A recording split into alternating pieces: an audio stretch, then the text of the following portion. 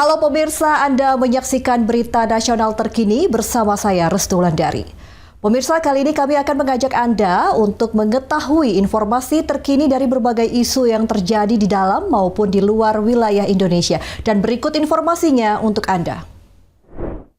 Tuhan yang Maha Tinggi, di bawah bentangan langitmu yang... Jelang Natal dan Tahun Baru, Bandara Soekarno-Hatta menggelar apel pasukan personil bandara di posko angkutan Natal dan Tahun Baru dengan melibatkan aviation security dan stakeholder terminal dalam menyiagakan keamanan selama libur Natal dan Tahun Baru demi melayani kenyamanan penumpang selama musim libur.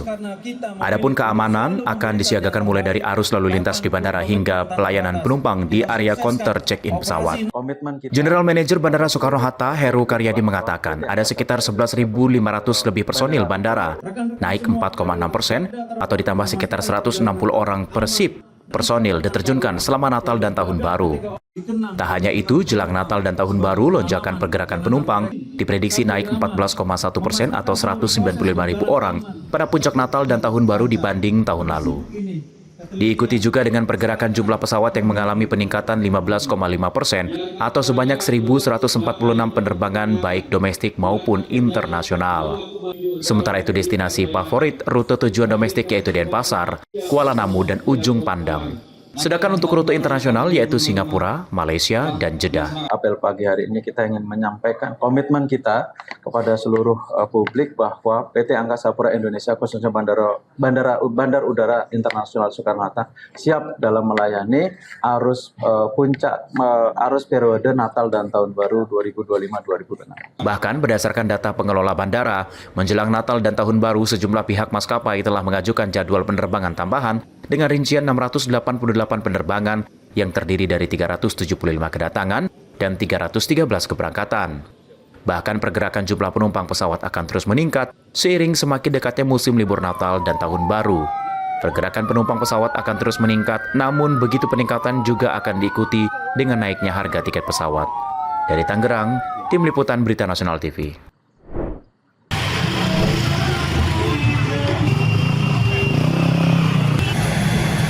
Harga ayam potong di sejumlah pasar tradisional di Kabupaten Tangerang, Banten mulai mengalami kenaikan menjelang Natal dan Tahun Baru 2026.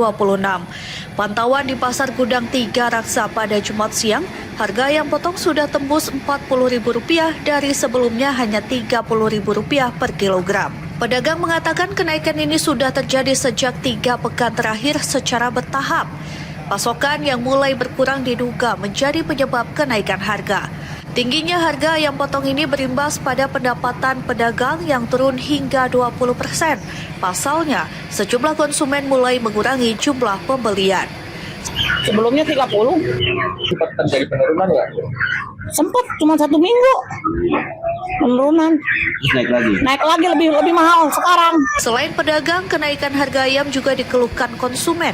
Sebagian warga bahkan harus beralih membeli bagian ayam yang lebih murah seperti sayap dan ceker.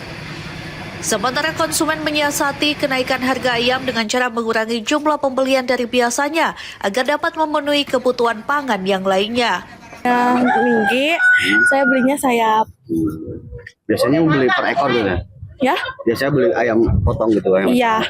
Terus sekarang beralih kemana? Beralih ke sayap. Sayap. Iya. Konsumen dan pedagang berharap pemerintah dapat kembali menstabilkan harga ayam potong dan sejumlah bahan pangan lainnya karena dinilai sangat memberatkan mereka. Dari Tangerang, Tim Liputan Berita Nasional TV. Demikian berita nasional terkini, saya Restu Wulandari pamit dan sampai jumpa.